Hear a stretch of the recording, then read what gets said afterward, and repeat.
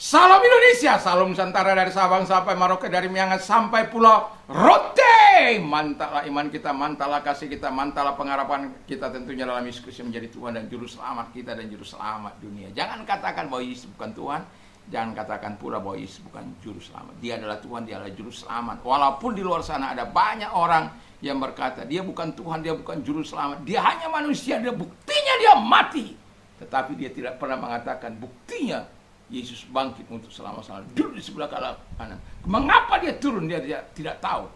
Dia mati untuk mengambil kunci jurang maut dan kunci kerajaan maut.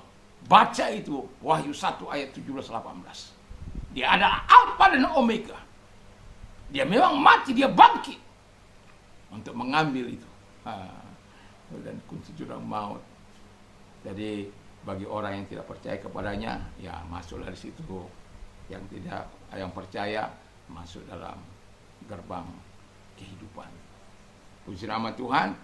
Saya berharap kita semua adalah orang-orang yang percaya pada Tuhan, karena Yesus sudah berkata, karena begitu besar kasih Allah akan dunia ini sehingga ia mengaruniakan anaknya yang tunggal supaya setiap orang percaya kepadanya tidak binasa melainkan beroleh hidup yang kekal. Yesus berkata, akulah jalan dan kebenaran dan hidup, tiada seorang sampai kepada Allah kalau tidak melalui aku. Di bawah kolong langit ini tidak ada nama lain yang olehnya kita dapat diselamatkan. Terima Yesus, hidupmu diselamatkan, memperoleh hidup yang kekal. Puji nama Tuhan. Dan harapan saya, kita tetap kuat di malam ini. Ketika kita mau beristirahat, kita tetap dalam lindungan yang maha kuasa. Dan jangan lupa untuk membaca firman Allah sebelum kita tidur dan berdoa. Tuhan Yesus memberkati sehingga kita mendapat deep sleep-nya Tuhan, dan kita besok bangun dengan tubuh yang sehat kembali memuliakan Tuhan. Dan kita berdoa, terima kasih Tuhan, biarkan kami menjauhi sikap-sikap yang tidak menyenangkan hati Tuhan. Dalam nama Yesus, haleluya, amin. Puji nama Tuhan. Saya akan baca 1 Korintus 10 ayat yang ke-11 ya. Ayat 33. 1 Korintus 10 ayat 33, demikian sama seperti aku juga berusaha menyenangkan hati semua orang dalam segala hal, bukan untuk kepentingan diriku, tapi untuk kepentingan orang banyak, supaya mereka beroleh selamat. Nah, saya akan menyatakan ini sebaliknya, ya, yang seringkali saya lihat, saya amati, saya perhatikan dari orang-orang, maunya ini adalah sebuah hal seperti tadi pagi itu, kita bisa melakukan yang terbaik bagi orang-orang di sekitar kita, dan hal-hal yang baik sebagai tujuan utama kita, dan menumbuh kembangkan, melakukan sikap-sikap yang menyenangkan hati Tuhan dalam pelayanan ini, dan kemudian juga semuanya kita kunci untuk kemuliaan Bapa di surga. Nah, tapi ada hal-hal yang saya amati yang harus tidak kita lakukan, sikap yang harus dijauhi dalam hidup ini. Yang pertama, insensitive attitude. Jadi insensitive attitude itu adalah sikap tidak peduli, ya. Sikap tidak dapat merasakan, ya. Misalnya satu hal begini, orang itu sudah mengeluh, ya, menyatakan, tapi kita tidak bisa menolong, karena kita pun mungkin tidak punya. Tapi ada hal yang bisa kita bagikan, yang mungkin tidak berupa uang atau sesuatu, atau juga berupa uang. Atau saya kasih contoh dari saya. Ketika orang mengatakan, Pak Pendeta, saya nggak punya beras di rumah, sementara saya juga nggak punya apa-apa lagi, tinggal 50.000.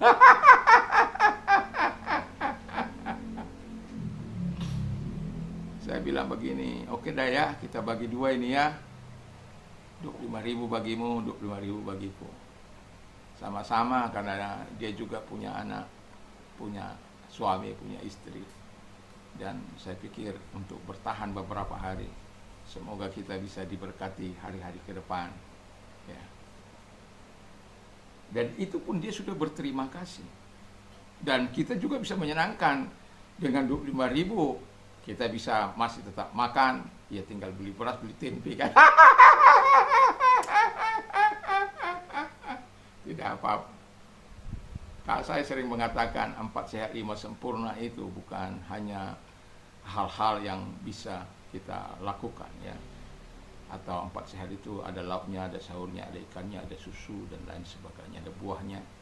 Tapi kadang-kadang kalau kita tidak bisa 4 sehat 5 sempurna itu akan menjadi, mungkin dia hanya apa itu, nasi dan garam atau kecap. Tapi kalau dinaikkan dengan ucapan syukur, itu menjadi 4 sehat 5 sempurna. Ya. Kok jadi melantar saya. Tapi saya mau dorong kita untuk bisa untuk kita bisa sensitif kepada sikap, kepada peka terhadap orang lain. Bukan insensitif attitude, sikap tidak peduli, sikap tidak dapat merasakan. Jadi kalau kita tidak dapat merasakan orang lain, kita mau melakukan apa yang kita mau. Mau sakit hati kamu, mau kamu nggak diberkati. Saya di pulau ini seringkali mengatakan kepada teman-teman saya, kami ada peraturan pelayanan di pulau ini. Tapi kadang-kala saya sampai mau berteriak gitu. Karena apa? Kadangkala orang melakukan yang tidak sesuai dengan perjanjian itu. Sampai dalam forum saya katakan kita tarik saja perjanjian itu. Karena itu menghalangi saya gitu. Sehingga kalau tidak ada perjanjian itu kan nggak ada hal yang menghalangi kita untuk melakukan apa yang mau kita lakukan. Tapi kalau orang-orang yang punya insistif itu, dia nggak peduli. Aku mau melakukan apa yang aku mau. Biar ada aturan, aku tidak peduli. Mau kau sakit hati, mau kau tidak dapat apa-apa. Makanya Paulus itu mengatakan, aku tidak berani membangun di atas bangunan orang lain. Artinya apa yang mau saya katakan? Sebenarnya masih banyak. Ya kadang-kala juga ada jemaat-jemaat yang nakal memang. Diingatkan bukannya bertobat. Ya diingatkan ini. Sebenarnya kita ingin sebenarnya apa? Peka, tetapi ada orang-orang yang tidak mau peka. Ya, ada orang-orang yang tidak dapat merasakan, sikap dapat merasakan atau sikap tidak peduli terhadap orang lain. Kau mau mati, mau hidup, silakan urus sendiri. Tapi sebagai anak Tuhan saya mau katakan, mari kita belajar seperti Paulus yang berupaya untuk menyenangkan semua orang. Bukan untuk kepentingannya, tetapi untuk kepentingan Tuhan. Yang kedua, yang seharusnya tidak ada dalam kehidupan kita, oversensitive attitude. Jadi terlalu peka, ini juga salah. Dan sudah terlalu peka, tidak melakukan apa-apa lagi. Dia hanya dapat oh ini begini. Tapi dia tidak lakukan apa-apa. Dengan alasan nanti kok aku lakukan, nanti orang tersinggung. Orang ini. Hanya sebagai reason saja. Riu kata orang mana itu? Orang Korea sama orang Jepang. Alasan. Jadi kita sebagai orang yang percaya kepada Tuhan, kita harus sensitif, tapi tidak oversensitif. Apalagi tidak melakukan apa-apa dengan dalih bahwa nanti ketika saya lakukan itu orang marah, orang sakit hati, orang tersinggung, orang sak dan lain sebagainya. Tidak.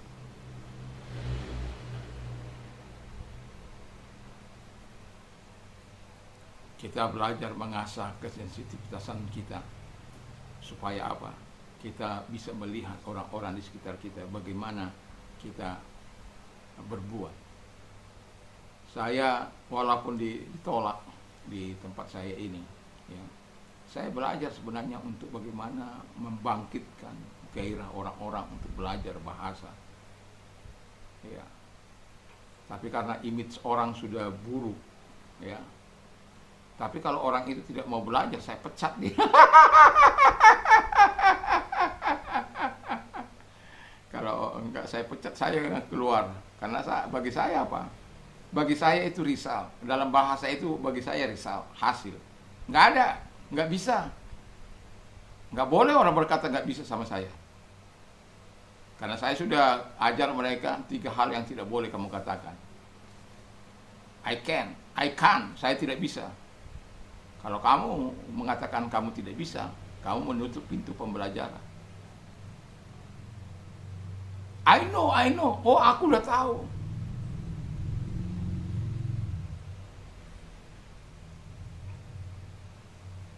Oh sorry, I can itu menutup pintu.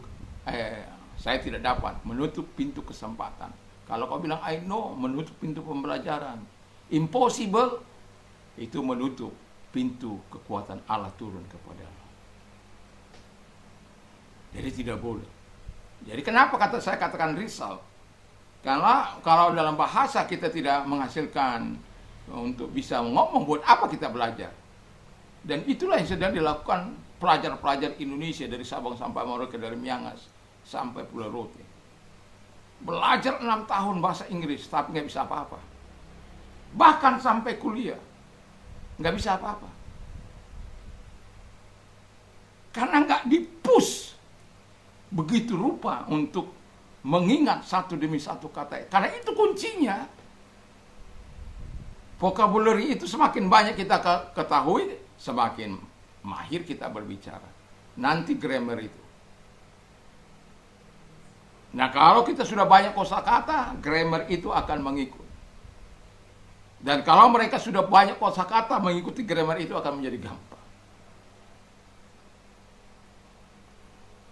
Dan itu kita harus bisa merasakan, bukan tidak bisa merasakan. Dan saya mencoba menawarkan untuk orang di sekitar saya ini. Tapi apa boleh buat, ya, saya harus pergi ke kampung orang lain. Itu gratis, nggak perlu bayaran. Tapi bukan karena gratis mereka bisa main-main dengan saya, tidak. Harus disiplin, harus sungguh-sungguh. Dan itu setiap masuk saya cek kemampuan mereka dalam kosakata. Dan saya akan push mereka untuk latihan, membuat misalnya pertanyaan-pertanyaan dalam simple present. Mereka harus tahu. Itu.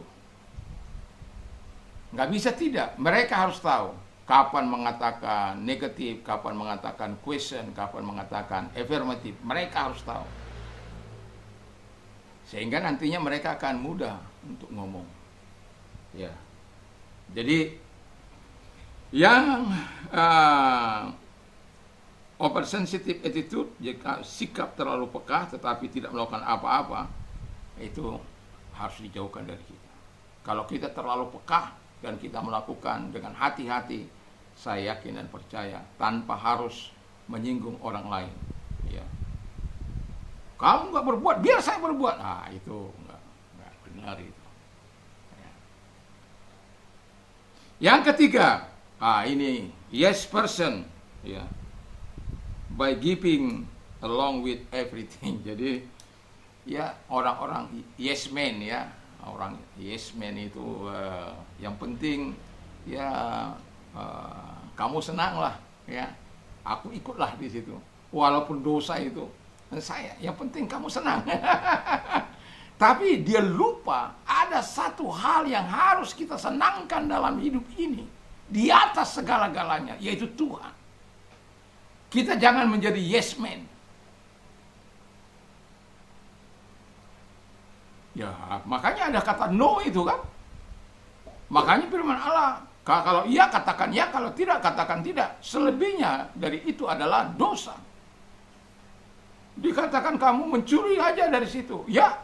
Wah. Bunuh aja orang tuamu, ya. Wah. Itu kan bahaya itu. Kalau yes saja. Dan itu harus kita hindari, yes man itu. Yes person itu harus kita hindari dari hidup kita. Kita harus bisa menganalisa.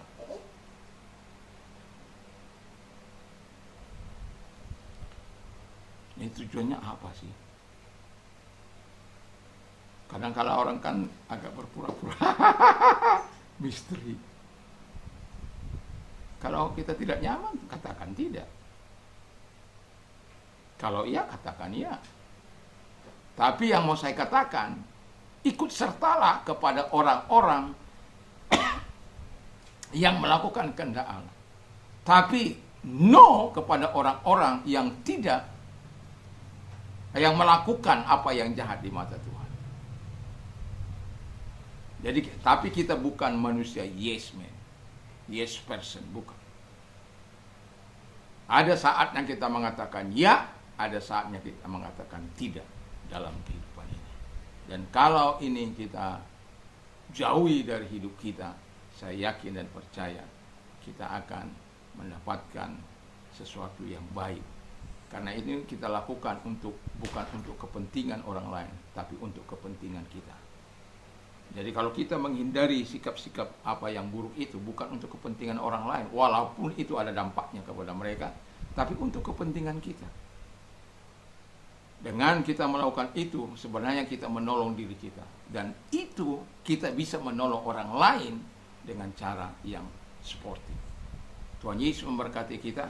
Mari kita tunduk kepala dan kita berdoa. Terima kasih Tuhan Yesus, kiranya Tuhan memberkati kami dengan firman-Mu.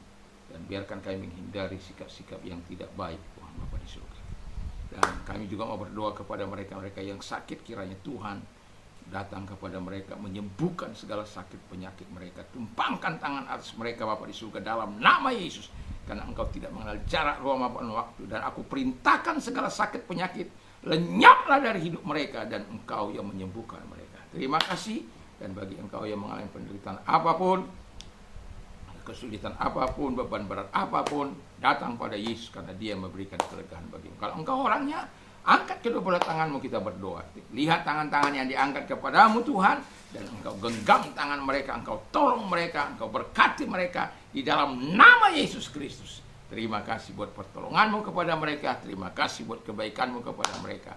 Di dalam nama Yesus kami bersyukur dan berdoa. Haleluya, haleluya, amin. Selamat malam, Tuhan Yesus memberkati. Mantap, mantap, mantap.